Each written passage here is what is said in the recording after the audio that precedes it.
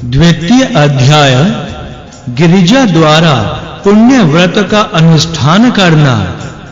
भगवान शंकर की आज्ञा सुनकर गिरिजा नंदनी अत्यंत आनंद में मग्न हो गईं और पुण्यक व्रत का अनुष्ठान आरंभ करने के लिए आवश्यक सामग्री एकत्र करने लगी। तभी भगवान आशुतोष की आज्ञा से अनेक ब्राह्मण भृत्य एवं गण वहां उपस्थित हुए। माघ मास के शुक्ल पक्ष की त्रयोदशी आने पर उन्होंने शुभ मुहूर्त में व्रत का आरंभ किया। उसी अवसर पर ब्रह्मपुत्र सनत कुमार सपत्नीक चतुरानन एवं पार्वतीतपति भगवान शंकर भी वहां आ गए। भगवान विष्णु भी अपनी प्रियतमा लक्ष्मी जी के साथ वहां पधारे। साथ में उनके पार्षद गण भी थे। तदंतर सनक सनंदन सनातन कपिल देव धर्मपुत्र नर नारायण तथा समस्त प्रसिद्ध एवं दिव्य ऋषि मुनि भी वहां समुपस्थित हो गए। समस्त प्रमुख देवता यक्ष नाग किन्नर आदि तथा सभी दिक्पाल एवं पर्वतराज हिमालय भी अपनी पत्नी पुत्र आदि के साथ वहां आ गए। उनके साथ धरती से उत्पन्न होने वाले रत्न मणि आदि अनेक दुर्लभ पदार्थ थे। 1 लाख गज रत्न, 3 लाख वरद रत्न, 10 लाख गौ रत्न, 1 करोड़ स्वर्ण मुद्राएं, 4 लाख मोती, 1000 कौस्तुभ मणियां तथा अत्यंत स्वादिष्ट मिष्ठानों एवं पकवानों के 1 लाख भाग भी उनमें सम्मिलित थे। साथ ही अन्य नए व्रतोपयोगी वस्तुएं भी शैलराज ले आए थे। मनु मुनि ब्राह्मण विद्याधर आदि के भी अनेक समुदाय उस व्रत योजन के आरंभ में ही वहां आकर ठहर गए। सन्यासी भिक्षुक एवं वंदी गणों की संख्या भी कम नहीं थी। संसार में विद्यमान प्रमुख योनियों के करोड़ों प्राणी उस उत्सव को देखने के लिए वहां उपस्थित हुए थे। कैलाश पर्वत की उस समय की शोभा देखने योग्य थी। राजमार्ग को झाड़ बुहार कर स्वच्छ किया गया था और उस पर चंदन मिश्रित द्रव्य का छिड़काव किया गया था। भगवान शंकर का भवन पद्मराग मणियों द्वारा बना था, जिसमें सर्वत्र बंधनवार बंधे थे और वह अनेक प्रकार से सजाया गया था। उसमें धान्य, लाजा, फल, दूर्वा, पुष्प एवं कदली वृक्ष की अद्भुत चित्रकारी की गई थी। उस विचित्र शोभा को देखकर सभी आश्चर्यचकित हो रहे थे। सर्वत्र प्रसन्नता का वातावरण व्याप्त था। जन जन में आनंद और उल्लास भरा था। लगता था जैसे परमानंद मूर्तिमान होकर साक्षात नृत्य कर रहा है। भगवान शंकर स्वयं भी समागत व्यक्तियों का अभिनंदन और समर्चन कर रहे थे। जो जिस योग्य था उसके लिए उसी के अनुकूल निवास और परिचर्या आदि की व्यवस्था की गई। भोजन आदि का प्रबंध भी सर्वोत्तम था। भगवान शिव जी के समस्त गण उस उत्सव को अत्यंत शोभामान बनाने में तत्पर थे। सृष्टि स्थिति संहारकारिणी मां जगदम्बा पार्वती जी के व्रत अनुष्ठान में दीक्षित होने पर देवराज इंद्र, दानाध्यक्ष धनेश्वर कुबेर धनाध्यक्ष तथा भगवान भास्कर कार्याध्यक्ष के पद पर विराजमान हुए। वरुण देव को भोजनाध्यक्ष बनाया गया, जिसका कार्य पाकशाला और भोजनशाला दोनों पर निगरानी रखना था। सामग्री भंडार में गेहूं, चावल, दाल, जौ, तिल आदि अनाज समा नहीं रहे थे। बाहर अनेक स्थान पर उनके ढेर लग गए तथा दूध, दही, घृत, तेल आदि की तो मानो नदियां ही प्रवाहित होने लगी। गुड़, शक्कर आदि के पर्वत तुल्य अनहित ढेर लगे थे। रजत और स्वर्ण से धरती लिप्त हो गई, जिस पर मणि, रत्न आदि के अनेक ढेर लगते जा रहे थे। तैयार भोजन सामग्री भी गिरि शिखर के समान ऊंचे ऊंचे ढेरों में रखी थी, जिसे जब जिस वस्तु की आवश्यकता हो वह तभी बिना किसी रोक टोक के स्वयं ही प्राप्त कर सकता है। उस सामग्री के अतिरिक्त विशिष्ट समागतों के लिए रसोई तैयार कराने का कार्यभार सिंधु तनया लक्ष्मी जी ने अपने हाथ में लिया तथा अनेक प्रकार के सुंदर सुस्वाद व्यंजन तैयार किए गए। उस भोजन को परोसने का कार्य 1 लाख ब्राह्मण कर रहे थे। अनेक प्रमुख देवताओं तथा देवराज इंद्र आदि के साथ उस समय स्वयं भगवान नारायण रुचि पूर्वक भोजन कर रहे थे। देवता दिव्य ऋषि मुनि आदि के भोजन से निवृत्त होने पर सभी एक विशाल वितान के नीचे बैठे। वहां बैठने के लिए सुंदर कोमल मखमली गद्दे बिछाए गए थे। पदानुसार बैठने की व्यवस्था थी। भगवान नारायण के लिए एक सुंदर दर्शनीय भव्य रत्न सिंहासन था जिस पर वे विराजमान थे। उनके सब और प्रमुख देवता एवं ऋषि गण स्थित थे। उनके तेजस्वी पार्षद गण उन पर चंवर डुला रहे थे। उस समय सिद्ध चारण आदि उनका स्तवन करने लगे। गंधर्वों ने श्रुति मधुर गीतों का आरंभ किया। चतुर ब्राह्मणों ने भगवान को सुगंधित तांबूल दिया।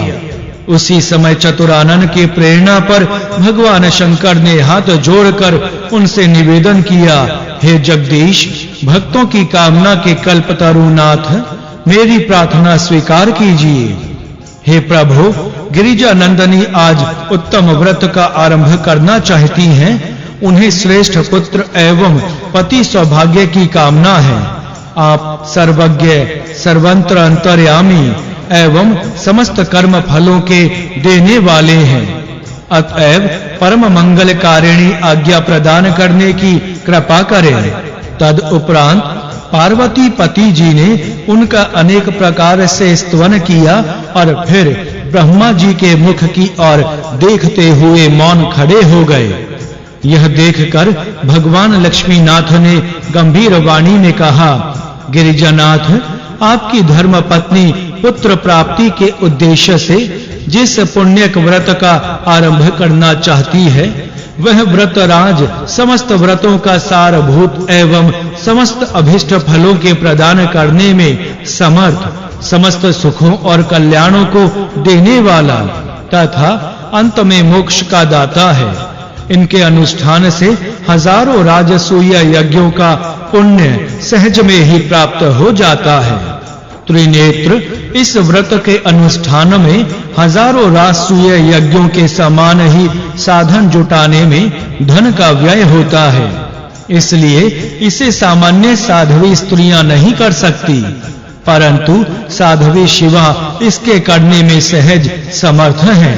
इसलिए उन्हें यह अवश्य करना चाहिए।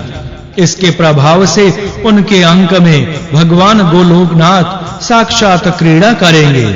वे भगवान गणेश नाम से अवतार लेंगे, जिनके स्मरण मात्र से ही समस्त विघ्नों का नाश हो जाएगा।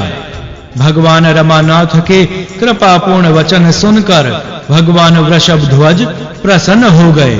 उनका हृदय गद्य गद्य हो गया।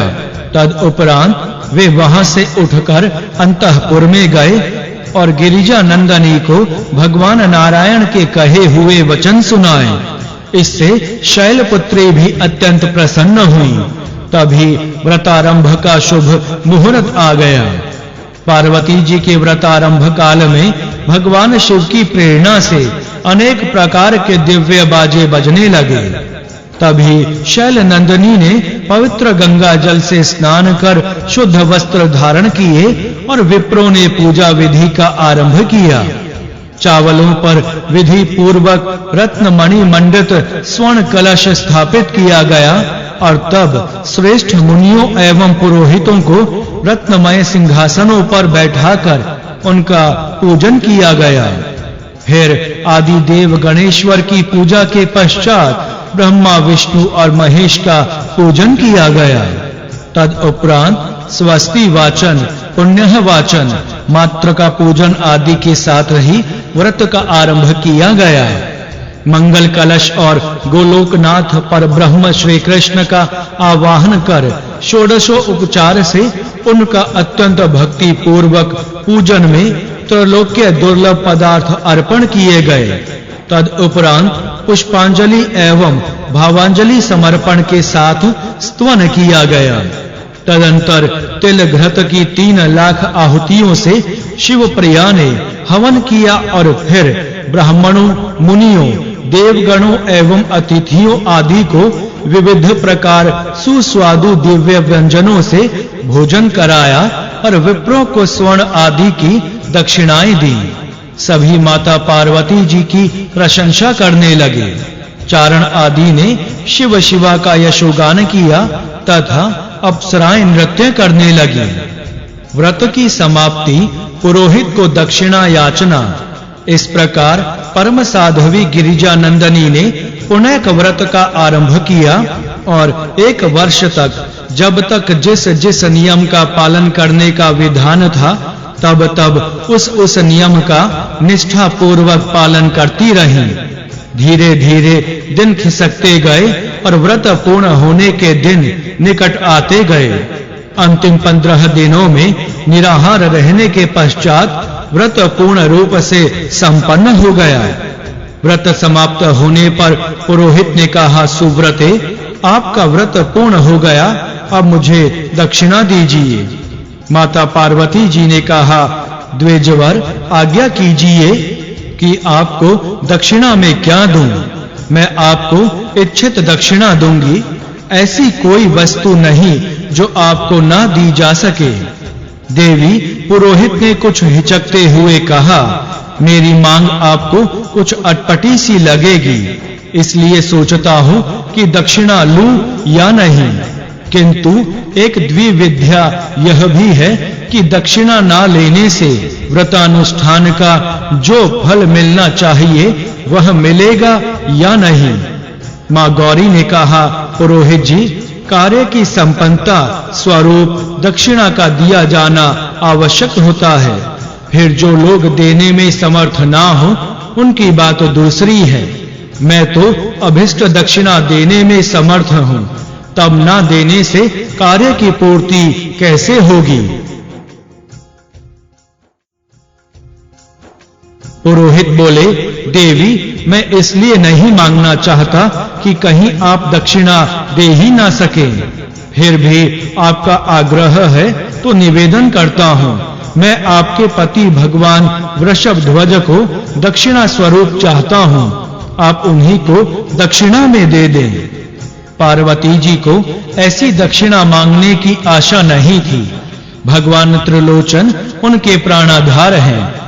भला वह उन्हें किसी को कैसे दे सकती हैं? फिर पुरोहित उन्हें लेकर करेंगे भी क्या?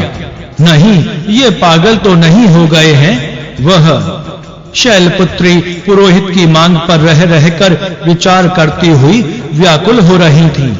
उनका समस्त आनंद उल्लास लुप्त हो गया और वे रोती-रोती मूर्छित होकर वहीं गिर गई।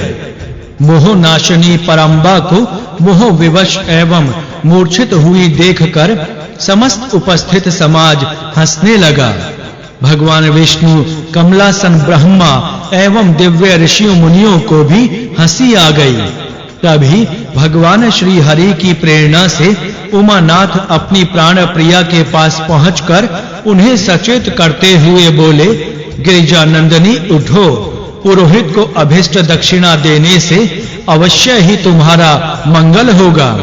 देखो, देव कार्य, पितृ कार्य एवं नित्य नैमित्तिक कर्म भी यदि दक्षिणा रहित होता है तो फल रहित हो जाता है। उसके कारण कर्मकर्ता को कालसूत्र नामक नरक की प्राप्ति होती है। तद उपरांत उसे दीनहीन अवस्थाओं के साथ शत्रुओं से भी पीड़ित होना पड़ता है। इसलिए वह संकल्प की हुई दक्षिणा उसी समय दे देनी चाहिए, अन्यथा वह दक्षिणा बढ़ती हुई कई गुनी हो जाती है। पार्वती जी को चेत हो गया और उन्होंने अपने पति देव की उक्त बातें भी सुन ली, किंतु सोच विचार करती हुई मौन खड़ी रहीं। यह देखकर भगवान विष्णु और चतुरानन ब्रह्मा जी ने भी समझाया और कहा, देवी, आपके द्वारा धर्म की रक्षा किया जाना बहुत आवश्यक है। धर्म ने भी कहा, हे शैलनंदिनी, आपने पुरोहित को अभिष्ट दक्षिणा देने का वचन दिया है, इसलिए उसे इच्छित प्रदान करके मेरी रक्षा कीजिए, क्योंकि मेरी रक्षा में ही सब प्रकार का मंगल होना निहित है। माता पार्वती जी को इंद्र आदि देवताओं ने भी बहुत समझाया। जब उन्होंने कोई उत्तर ना दिया तो प्रमुख ऋषि मुनियों ने उन्हें विश्वास दिलाया, हे शिवे, आप स्वयं ही धर्म को जानने वाली हैं, उसकी रक्षा करना आपका परम कर्तव्य है। फिर हम सबके यहाँ उपस्थित रहते हुए आपका किसी भी प्रकार से अकल्याण नहीं हो सकता। इस पर भी उमा मौन रही। तब ब्रह्मपुत्र सनत कुमार, जो उस अनुष्ठान में पुरोहित थे, कुछ तीखे स्वर में बोले, देवी, या तो मुझे अभिष्ट दक्षिणा दो, अथवा आपको अपनी दीर्घकालीन तपस्या का शुभ फल भी त्याग देना होगा, क्योंकि इस महान कर्म की दक्षिणा प्राप्त ना होने पर मैं इसका फल तो प्राप्त कर ही लूंगा, अन्य सब शुभ कर्मों के फल का भी मैं अधिकारी हो जाऊंगा। देवी पार्वती ने व्याकुलता पूर्वक कहा, अपने सर्वसमर्थ पति से वंचित करने वाले कर्म के फल से मैं कोई लाभ नहीं देखती। फिर दक्षिणा देने, धर्म की रक्षा करने और पुत्र लाभ होने में भी मेरा कौन सा हित होगा? मूल को ना सींचकर वृक्ष की शाखा को सींचने से क्या वृक्ष हरा रह सकता है? विप्रवर, यदि प्राण ही जाने लगे तो यह देह की रक्षा से क्या प्रयोजन सिद्ध होगा? देवाधिपों, महर्षियों, पति से अधिक पुत्र नहीं हो सकता। साध्वी स्त्रियों के प्राण तो पति ही हैं। 100 पुत्र एक और अकेला पति एक और रहे तो भी पति की ही महिमा अधिक रहेगी। आप ही बताएं, फिर जब पति को ही दक्षिणा में दे दूंगी तो मेरे पास क्या रहेगा? फिर पति से वंचित होने पर पुत्र मिलता हो तो वह वस्तुतः किसी काम का नहीं। पुत्र का एकमात्र मूल पति ही है, क्योंकि वह उसी के अंश से उत्पन्न होता है। जब मूल धन ही चला जाएगा तब विश्व में कोई भी व्यापार संभव नहीं होगा। इसीलिए मैं तो यही समझती हूँ कि पुत्र के लोभ से पति का त्याग कोई गर्हिता नारी ही कर सकती हो तो करे, मैं नहीं कर सकती। पार्वती इस प्रकार व्याकुल बैठी हुई थी। वह पुरोहित की व्रत समाप्ति की दक्षिणा स्वरूप अपना पति प्रदान करने के लिए प्रस्तुत नहीं हुई। इससे समस्त समाज में सन्नाटा छा गया। सभी उपस्थित जन की कर्तव्य विमूढ़ बैठे थे। किसी की भी समझ में यह नहीं आ रहा था कि उपस्थित समस्या को किस प्रकार सुलझाया जाए। समस्या का समाधान त्रिलोकीनाथ ने किया। उसी समय अंतरिक्ष से एक अत्यंत अद्भुत रत्न आदि से निर्मित दिव्य रथ उतरता हुआ दिखाई दिया, जो कि घन नील वर्ण के पार्षदों से घिरा था। वे सभी पार्षद रत्नालंकारों से सुसज्जित एवं दिव्य पुष्पहारों से समन्वित थे।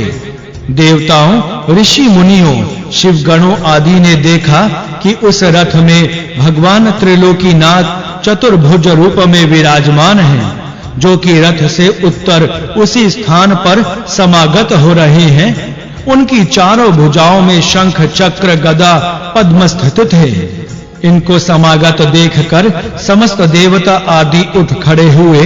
ब्रह्मा, विष्णु, शिव ने उन्हें अर्घ्य आदि देकर एक सर्वोत्तम सिंहासन पर विराजमान कराया और फिर सभी ने उनके अभय एवं पाप ताप नष्ट करने वाले पदारविंदों में भक्ति पूर्वक प्रणाम किया और गद्य गद्य कंठ से उनकी स्तुति करने लगे। भगवान त्रिलोकीनाथ बोले, मुझे यहाँ उपस्थित विवाद का समाधान करने के लिए आना पड़ा है। हे गिरिराज नंदिनी, पार्वती जी का यह व्रत केवल लोक शिक्षा के लिए ही है। अन्यथा यह तो सभी व्रतों और तपस्याओं का फल प्रदान करने में स्वयं ही समर्थ है। इनकी माया से समस्त चराचर विश्व मोहित हो रहा है, तो यह स्वयं मोह में क्यों पड़ती? इसीलिए इनके द्वारा किया जाने वाला अनुष्ठान अपने लिए कदापि नहीं है। और व्रत आदि की समस्त विधियों के ज्ञाता, वेद वेदांगों के प्रकांड विद्वान, ईश्वर और सृष्टि के रहस्य ज्ञान पूर्ण पारंगत तथा परम हरि भक्त और सर्वज्ञ महर्षि सनत कुमार की भी अद्भुत दक्षिणा याचना का रहस्य भी यही है कि व्रतानुष्ठान करता अपना पूर्ण समर्पण कर दे। वह अपना कुछ भी ना समझकर सब कुछ पर ब्रह्म परमात्मा का ही समझे।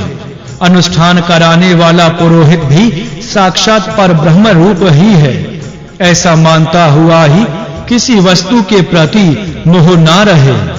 इसलिए इनके द्वारा दक्षिणा में व्रतानुष्ठान करने वाली साध्वी से उनकी सर्वाधिक प्रिय वस्तु मांग लेना भी उचित ही है। इसके पश्चात उन्होंने गिरिराज नंदनी को संबोधित किया, हे शिवे, शिव प्रिय, तुम्हें अपने पति भगवान नीलकंठ को प्रदान कर पुण्यक व्रत पूर्ण कर लेना चाहिए। नियम यह है कि दक्षिणा में प्रदत्त कोई भी पदार्थ उसका समुचित मूल्य देकर वापस लिया जा सकता है। इसलिए समुचित मूल्य देकर तुम अपने प्राणनाथ को वापस ले लेना। भगवान त्रिलोकीनाथ के शरीर जैसे शिव है, वैसे गौ भी है। इसलिए पुरोहित को अपने पति के मूल्य में गौ देकर अपना पति लौटा लेना। यह कहकर भगवान त्रिलोकीनाथ तुरंत अंतर्ध्यान हो गए। उनके साथ ही वह रथ और पार्षद गण भी अदृश्य हो गए। भगवान के मुखारविंद से सुने हुए वचनों ने भी सभी समस्याओं का समस्त विवाद सुलझा दिया। इस कारण समस्त उपस्थित समुदाय हर्ष विभोर हो गया। शैलनंदिनी भी हर्षित होती हुई उठी और अपने प्राणनाथ चंद्रमौली को दक्षिणा में देने को तत्पर हो गई। पुरोहित ने हवन की पूर्णाहुति करा के दक्षिणा मांगी, तो मां शिवा ने अपने प्राण धन शिव को दक्षिणा रूप में प्रदान कर दिया। उपस्थित जन समूह की हर्ष ध्वनि के मध्य महर्षि सनत कुमार ने स्वस्ति कहकर दक्षिणा ग्रहण कर ली। माता पार्वती जी के अनुपम धैर्य की जांच। समस्त कार्य पूर्ण हो चुका था। मां देवी पार्वती ने पुरोहित से निवेदन किया, विप्रवर, मेरे पति में और गौ में समानता है, फिर भी मैं आपको 1 लाख अत्यंत सुंदर श्रेष्ठ दुधारू गौएं दूंगी, जो कि साक्षात कामधेनु के समान हैं। इनके बदले में आप मेरे प्राण धन को मुझे लौटा दीजिए। सनत कुमार बोले, देवी, मैं तो ब्राह्मण हूँ, कोई व्यापारी नहीं, इसलिए मैं आपके द्वारा दी जाने वाली 1 लाख गौओं का क्या करूंगा? उल्टे उनके पालन की समस्या मेरे समक्ष आ खड़ी होगी और उस स्थिति में मैं अपने नित्य नैमित्तिक कर्म भी ठीक प्रकार करने में असमर्थ रहूंगा। इसलिए मैं अपना भला इसी में समझता हूँ कि इन अहिभूषण भगवान को ही अपने साथ रखता हुआ इन्हें आगे करके तीनों लोकों का भ्रमण करूं। उस समय इनके अद्भुत रूप को देखकर बालक बालिकाएं प्रसन्न हो होकर ताली बजाएं और अट्टहास पूर्वक हो करते चलेंगे। ये कहकर महर्षि ने उमानाथ से कहा, आशुतोष, अब आप मेरे अधिकार में हैं, इसलिए यहाँ आकर बैठिए। यह सुनकर भगवान शंकर सनत कुमार के पास जाकर शांत बैठ गए। अब तो देवी शैलपुत्री को बड़ी व्याकुलता हुई। उन्हें यह शंका ना थी कि सीधा साधा दिखाई देने वाला ब्राह्मण इतना हट पर उतर जाएगा और भगवान त्रिलोकीनाथ के वचनों पर भी ध्यान नहीं देगा। और फिर यह भी दुर्भाग्य की बात है कि मुझे ना तो अभिष्ट देव का दर्शन ही मिला और ना व्रत का फल ही, तब किया क्या जाए? परंतु समस्या का समाधान था ही नहीं, तो उन्होंने सोचा इससे तो प्राण त्याग करना ही श्रेष्ठ है। अब कोई उपाय दिखाई ना दे तो यही अंतिम अस्त्र रह जाता है। किंतु कहते हैं कि आत्मघात पाप है तो उसका भी जो फल मिलेगा भोग लूंगी। ऐसा निश्चय कर गिरिजा प्राण त्याग के लिए प्रस्तुत हुई। उनका निश्चय समझने में ब्रह्मा जी विष्णु जी को देर न लगी। उन्होंने समझाया, देवी, विपत्ति के समय धैर्य का त्याग ही विनाश का प्रमुख कारण होता है। किसी भी संकट से मुक्ति पाने का उपाय आत्मघात नहीं है, वरन विवेक बुद्धि से काम लेना है। बोलिए भगवान श्री गणेश की जय। जय श्री गणेश। तृतीय अध्याय माता पार्वती जी का आत्मघात के लिए तैयार होना।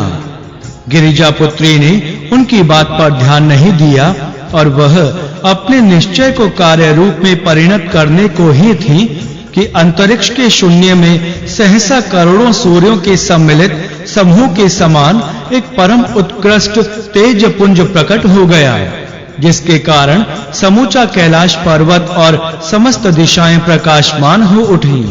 वह तेज मंडल असीमित अनंत था। यह देखकर समस्त देवता और ऋषि मुनि समझ गए कि भगवान है। इसीलिए सभी भक्ति भाव से प्रणाम करके गद्य गद्य कंठ से उनकी स्तुति करने लगे। देवताओं ने कहा, हे प्रभु, आप असीमित और अनंत की यथार्थ रूप से स्तुति करने में तो हम पूर्ण रूपेण असमर्थ हैं, क्योंकि आप समस्त विश्व के परमाश्रय मायामय और माया से भी परे हैं। हे नाथ, ये दृश्यमान जगत आपका ही महिमामय स्वरूप है। कोई भी दृश्यमान या अदृश्य पदार्थ किसी भी अवस्था में आपसे भिन्न नहीं हो सकता। हे प्रभु जगदीश्वर, इस समय जो विकट परिस्थिति उत्पन्न हुई उससे आप ही उबार सकते हैं। भगवान ब्रह्मा विष्णु महेश ने कहा, प्रभु, आप समस्त देवता ऋषि मुनि एवं हम त्रिदेवों के भी उत्पत्ति करता है। हम सब आपके ही संकृता अनुसार सृष्टि की उत्पत्ति, पालन और प्रलय किया करते हैं।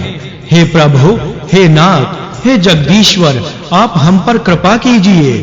धर्म ने निवेदन किया, त्रिलोकीनाथ, आपकी आज्ञा से ही समस्त धार्मिक और न्यायवान पुरुष मेरी रक्षा में तत्पर रहते हैं। हे प्रभु, यह सब आपकी महिमा का प्रभाव है।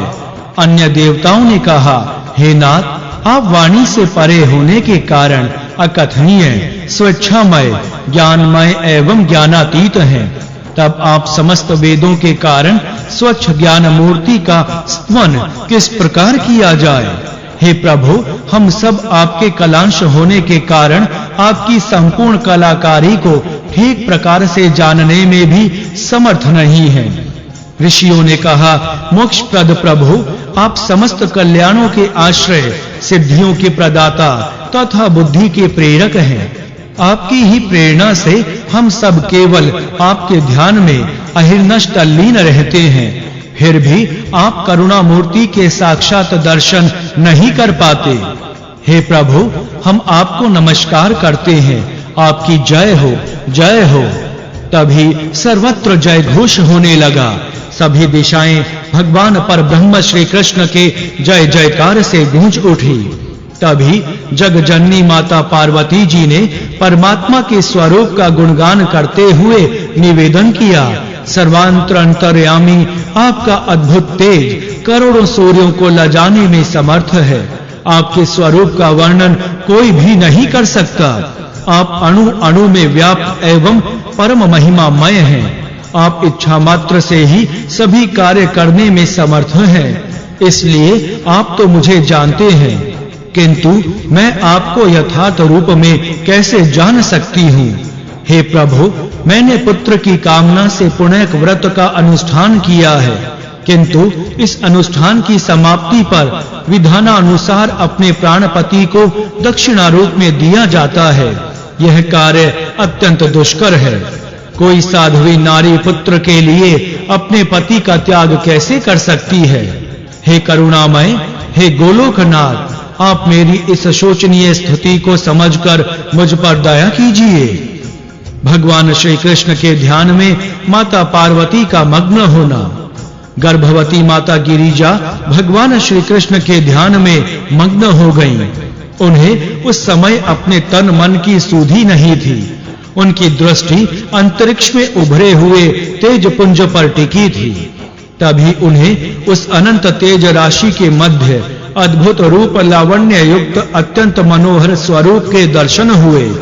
मुख मंडल पर अवर्णनीय तेज, अधरों पर सरल मुस्कान, हाथ में अमृत की वर्षा करने वाली मुरली, कंठ में मणियों और वन पुष्पों के हार, मस्तक पर स्वर्ण रत्नमय किरीट, कानों में दिव्य कुंडल, विशाल भाल पर तिलक, नील वर्ण देह पर पीतांबर, विभिन्न अंगों में रत्नाभरण, कटी में कंचन मेखला, चरणों में त्वणित किंकणी और किरीट पर मोर का पंख सुशोभित होता है। वे भगवान दिव्य एवं भव्य रत्न सिंहासन पर विराजमान थे। उनके पीछे सखा जन चवन डुला रहे थे। शैल नंदनी ने उस भुवन मोहन स्वरूप को देखा तो एक टक देखती ही रह गईं। उनके मन में हुआ कि पुत्र मिले तो इसी रूप के समान सुंदर हो। उन्होंने सुना, गिरिजे, तुम्हारा व्रत सफल हो गया। तुमने जैसे पुत्र की कामना की है वैसा ही प्राप्त होगा। गिरिजा नंदनी के हर्ष की सीमा न रही। उन्होंने निवेदन किया, प्रभु, आपने व्रत की सफलता स्वरूप अपने समान पुत्र प्राप्ति का वर तो दे दिया, किंतु जो मूल समस्या है उसका तो समाधान ही नहीं हुआ। हे परमात्मा देव, मुझ पर कृपा कीजिए।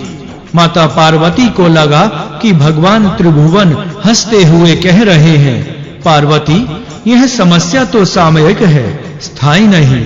इसका प्रतिकार तो स्वतः ही हो जाएगा। तुम कोई चिंता ना करो। तुम्हारी भी जो कामनाएं हैं वे सभी पूर्ण हो गई समझो। निश्चय ही तुम पूर्ण काम हो गई हो गिरिजानंदिनी। और तब शैलजा ने उन परम प्रभु को प्रणाम किया और वे परमात्मा देव सबके देखते ही देखते वहीं अंतर्ध्यान हो गए। सहसा अंतरिक्ष में प्रकट हो वह तेज पुंज तिरोहित हो गया। अब महर्षि सनत कुमार ने भगवान विष्णु की प्रेरणा से शैल नंदनी के प्रति कहा, हे जगजननी, तुम्हारे पति तो नीरे औघड़ बाबा हैं। यह मेरे किस काम के नहीं है। मैंने विचार करके देखा कि इन्हें लिए लिए मैं कहां-कहां फेरूंगा, इसलिए तुम इन्हें अपने पास ही रखो। देवी पार्वती की प्रसन्नता की सीमा न रही। उन्होंने पुरोहित से निवेदन किया, विप्रश्रेष्ठ, आप दयालु हैं। मैं आपकी महानता को नहीं समझ सकी थी। अब आप मुझे आज्ञा दीजिए कि इसके बदले में क्या वस्तु प्रदान करूं। सनत कुमार बोले, देवी, ब्राह्मण को वैसे तो कुछ भी अभिष्ट नहीं है, फिर भी व्रत की संपन्नता स्वरूप और उसे फलवान बनाने के लिए दक्षिणा लेना आवश्यक ही है। इसीलिए कपिला गौ ही दे दीजिए। शैलनंदिनी ने सनत कुमार को कपिला गौओं का दान किया और अनेक बहुमूल्य रत्नाभूषण तथा दिव्य वस्तुएं प्रदान की तथा अन्य समस्त ब्राह्मणों, ऋषि मुनियों, बंदी जनों एवं भिक्षुकों आदि को उनकी अभिष्ट वस्तुएं दी और सुस्वादी पदार्थ से भोजन कराया। सभी सब प्रकार से संतुष्ट होकर उनकी प्रशंसा करते हुए आशीर्वाद देने लगे। तद उपरांत देवी पार्वती ने अपने प्राणपति का अत्यंत प्रीति पूर्वक पूजन किया। उस समय दिव्य वाद्य बजने लगे, गंधर्व गाने लगे और अप्सराएं नृत्य करने लगी। सुमुखियां मंगल गीत गाने लगी। सर्वत्र आनंद उल्लास छा गया। इस प्रकार मां भगवती गिरिराज नंदनी का पुण्यक व्रत समाप्त हुआ। इसके पश्चात उन्होंने भगवान शिव जी के साथ स्वयं भी भोजन किया। तद उपरांत समस्त उपस्थित जनों को मुख शुद्धि के लिए तांबूल दिए गए और शिव शिवा ने भी तांबूलों का सेवन किया। इसके पश्चात उत्सव समाप्त हुआ और सभी आगज तन अपने अपने स्थानों को लौट गए। बोलिए भगवान श्री गणेश की जय। जय श्री गणेश। चतुर्थ अध्याय विप्र वेश धारण कर प्रभु का आना। उत्सव समाप्त होने पर शिव शिवा अंतःपुर में चले गए। तभी उनके द्वार पर दीनहीन कुत्सित ब्राह्मण आकर पुकारने लगा, शंभो, हे सर्व कामनादायक प्रभु, हे दीन बंधो, मैं भूख प्यास से अत्यंत व्याकुल एक दीनहीन दुर्बल ब्राह्मण हूँ। भोजन की इच्छा से ही बहुत दूर से चलकर यहाँ आया हूँ। उसके सिर के केश रुक्ष उलझे हुए, नए वस्त्र मैले कुचैले थे, किंतु दांत स्वच्छ और ललाट पर उज्जवल तिलक लगा था। उसके हाथ में एक डंडा था, जिसके सहारे खड़ा हुआ पुकार लगा रहा था, अरे शिव जी, क्या कर रहे हो प्रभु? हे गिरिराज नंदनी, तुम्हारे द्वार पर याचक ब्राह्मण भूखे पुकार रहा है और तुम सुनते ही नहीं। भला सर्व संपत्ति संपन्न माता के रहते हुए उसका बालक भूख से व्याकुल पुकारता रहे, यह कैसी विचित्र बात है। ब्राह्मण की पुकार सुनकर शिव शिवा बाहर निकले। उन्हें देखते ही उस दीन ब्राह्मण ने उनके चरणों में प्रणाम किया और स्तुति करने लगे, आशुतोष प्रभु, मैं भूख से अत्यंत व्याकुल हूँ तथा आप समस्त धन धान्यों से संपन्न एवं समर्थ हैं। हे दीन बंधु, मेरी इस दशा को देखकर मुझ पर कृपा कीजिए। हे नाथ, आपके समान कोई दाता नहीं है। हे माता, आपके समान कोई दयावती माता नहीं हो सकती। विप्र के दीनता युक्त वचन सुनकर भगवान आशुतोष प्रसन्न हो गए। उन्होंने पूछा, द्विजवर, आप कहां से आ रहे हैं? आपका शुभ नाम क्या है? कृपया सभी बात बताने का कष्ट करें। करुणामयी शैल नंदिनी ने भी पूछा, वेद पारंगत विप्र श्रेष्ठ, मेरा अत्यंत सौभाग्य है जो आप मेरे यहाँ इतना कष्ट करके पधारे हैं। वस्तुतः आप जैसे अतिथि के स्वागत सत्कार एवं सेवा की बड़ी महिमा कही गई है। ब्राह्मण ने कहा, हे माते, आप तो साक्षात वेदमयी हैं। आप मुझे शुद्धार्थ को अन्न प्रदान कीजिए, क्योंकि मैं बहुत दूर से चलकर यहाँ आने के कारण अत्यंत थका हुआ हूँ। वैसे भी मैं उपवास व्रती एवं रोग से पीड़ित हूँ। बस यही मेरा स्वागत सत्कार एवं पूजन है। माँ भगवती शैलजा ने कहा, विप्रवर, मुझे आज्ञा कीजिए, आपको कौन सा पदार्थ प्रस्तुत करूं? आपकी जो इच्छा होगी वही पदार्थ आपकी सेवा में उपस्थित करने का प्रयत्न करूंगी। आप कुछ बताइए तो सही। ब्राह्मण ने कहा, क्या बताऊं जगजननी, मैं आप पुत्र विहीना माता का ही अनाथ पुत्र हूँ। मुझे ज्ञात हुआ है कि आपने अभी व्रतों में सर्वश्रेष्ठ एवं महान पुण्यक व्रत का अनुष्ठान पूर्ण किया है। उसके समायोजनार्थ अनेक दुर्लभ सामग्रियां इकट्ठी की गई होंगी। अद्भुत पकवान और मिष्ठान बनाए होंगे तथा स्वच्छ सुवासित शीतल जल भी पीने के लिए मंगाया गया होगा। मुख शुद्धि के लिए तांबूल भी प्रस्तुत किए गए होंगे। माता, उन समस्त वस्तुओं से मेरा पूजन कीजिए और वे सब पदार्थ मुझे इतने खिलाइए कि मेरा पेट तन जाए। उन पदार्थों को खाकर मैं लंबोदर हो जाऊं। माता पार्वती जी उस ब्राह्मण की बात सुनती हुई कुछ आश्चर्य से उसका मुख देखने लगी। तभी ब्राह्मण ने भगवान चंद्रमौली की ओर देखते हुए शैलजा से कहा, जननी, संभवतः आप मेरे वचनों पर विश्वास नहीं कर रही हैं, किंतु मैं जो कुछ कह रहा हूँ वह अक्षरशः सत्य है। आपके प्राण प्रिय पति सब पर शीघ्र ही प्रसन्न हो जाने के कारण आशुतोष कहलाते हैं। वे विश्व में विद्यमान समस्त ऐश्वर्यों के स्वामी होने के कारण सभी कुछ पदार्थ प्रदान करने में समर्थ हैं, और आप भी समस्त धनों और यशों की स्वामिनी तथा साक्षात लक्ष्मी स्वरूपिणी होने के कारण समस्त सत्कीर्तियों को प्रदान करने में समर्थ हैं। इसलिए आप मुझे अत्यंत रमणीय सिंहासन पर विराजमान कराइए। मुझे बहुमूल्य एवं दिव्य रत्नालंकार पहनाइए। शुद्ध सुंदर वस्त्र धारण कराकर भगवान श्री हरि का देव दुर्लभ मंत्र प्रदान कीजिए। भगवान त्रिलोकीनाथ की भक्ति तथा मृत्युंजय संज्ञक ज्ञान दीजिए। इसके अतिरिक्त हे जननी, सुख देने वाली दान शक्ति और समस्त सिद्धियों की भी प्राप्ति कराइए।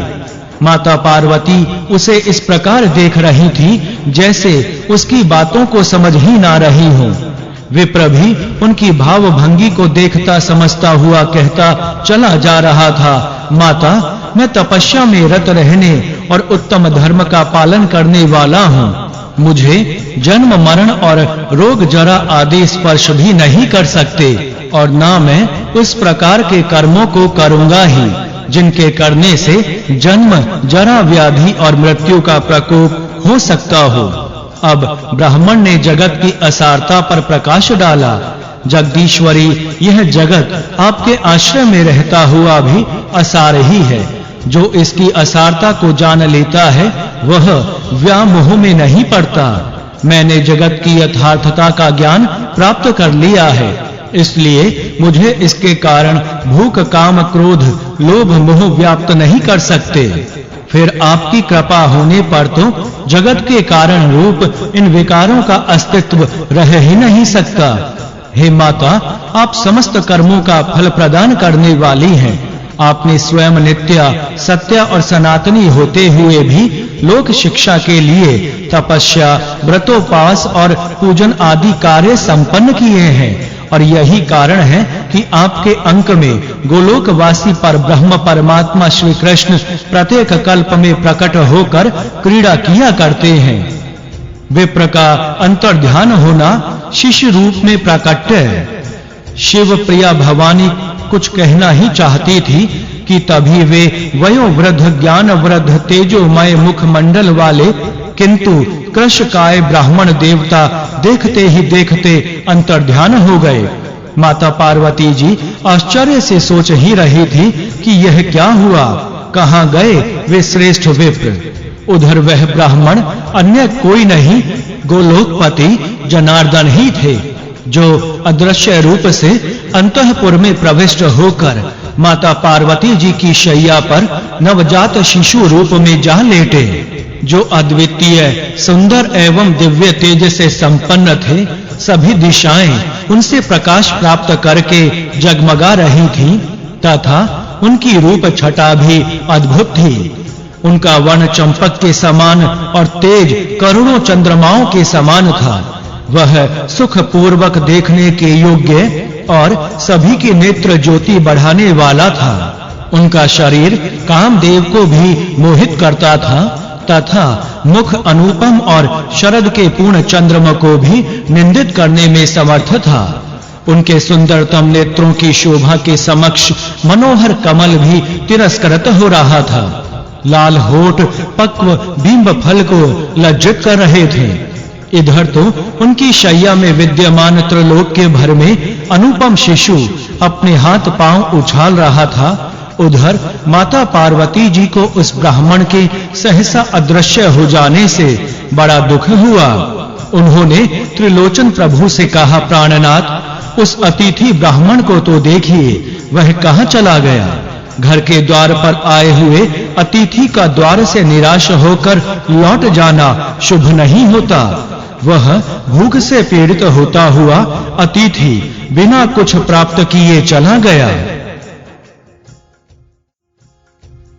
तभी आकाशवाणी सुनाई दी, जगजननी व्याकुल ना हो, वे तो स्वयं परात्पर पर ब्रह्म ही थे, जो तुम्हारे पुत्र रूप से पर्यंक में क्रीड़ा कर रहे हैं। देखो, तुम्हारे द्वार पर कोई अतिथि ब्राह्मण नहीं, वर्ण साक्षात जनार्दन ही पधारे थे। यह सब तुम्हारे द्वारा किए गए महान पुण्य व्रत का ही प्रभाव था। अतएव तुम तुरंत अपने घर जाकर करोड़ों कामदेवों का तिरस्कार करने वाले रूप लावण्य युक्त राशि अपने पुत्र को देखो। आकाशवाणी सुनकर माता पार्वती जी स्वस्थचित हुई और उन्होंने भीतर जाकर अपने पुत्र को देखा। वह अत्यंत सुंदर एवं तेजस्वी था। उसके दिव्य अंगों से जो अनुपम तेज निकल रहा था, उससे समस्त अंतःपुर में प्रकाशमान हो रहा था। उन्होंने उस सुंदरतम नवजात शिशु को देखा तो हर्ष विभोर हो उठी और तुरंत ही भगवान शिव जी के पास जाकर बोली, प्राणेश्वर कृपा कर घर के भीतर चलकर देखने का कष्ट कीजिए।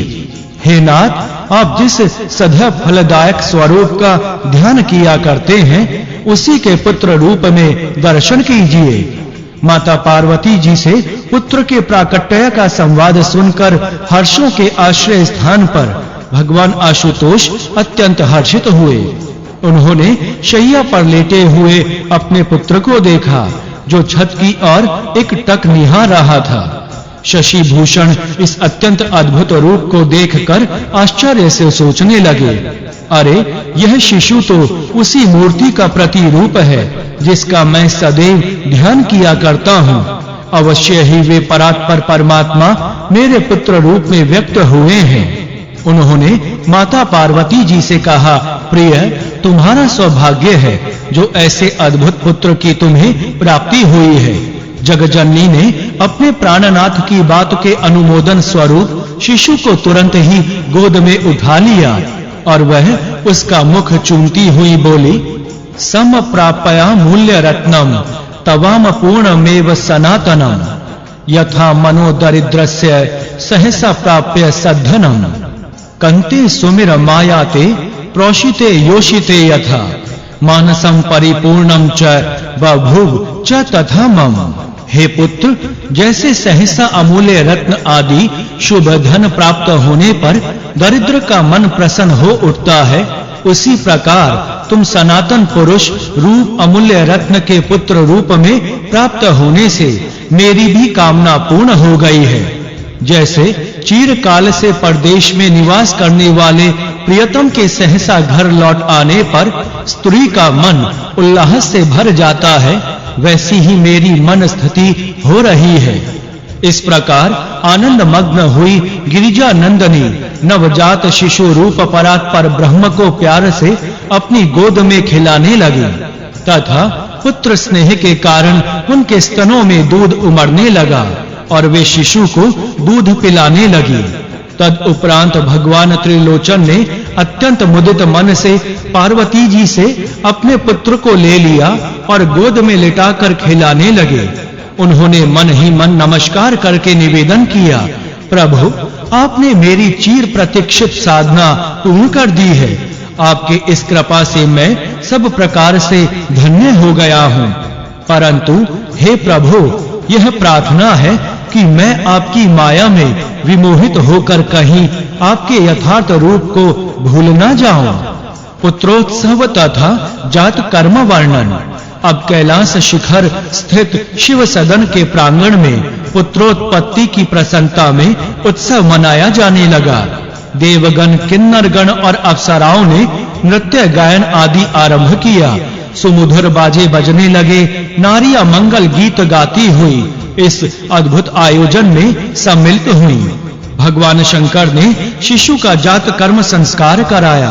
ब्राह्मणों ने शिशु के महिमाशाली होने का बखान करते हुए चिरायु होने का आशीर्वाद दिया। तद उपरांत ब्राह्मण भोज के पश्चात अभिलषित दक्षिणा दी गई। वंदी जनों और भिक्षुकों को भी उनकी इच्छा अनुसार धन रत्न आदि दिए गए।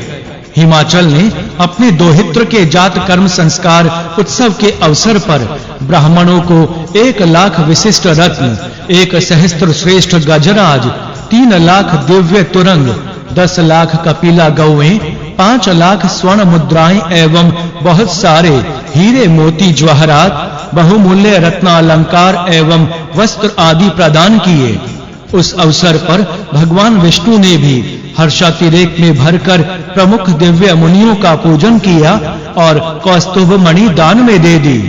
फिर माता पार्वती पुत्र के रूप में पर ब्रह्म के प्रकट होने के उपलक्ष्य में उन्होंने वेद संहिताओं और पुराणों का पाठ कराया और अनेक मांगलिक कार्य कराए। ब्रह्मा जी ने भी उस उत्सव में भाग लेकर ब्राह्मणों को अत्यंत दुर्लभ वस्तुएं प्रदान की तथा नवजात शिशु को आशीर्वाद दिया। देवराज इंद्र ने भी दिव्याभरण दान दिए। फिर अन्य न्याय देवताओं, गंधर्वों, पर्वतों आदि ने भी दान में अद्भुत वस्तुएं दी। सूर्य और धर्म ने तथा देवियों ने भी विविध पदार्थों के दान किए। इस प्रकार उस समय ब्राह्मणों को जो वस्तुएं दान दी गई उनके मूल्य का अनुमान किया जाना भी असंभव था। मां भगवती गायत्री, मां सावित्री, मां शारदा, मां रमा, मां ब्रह्माणी आदि ने भी दुर्लभ वस्तुओं का दान किया था।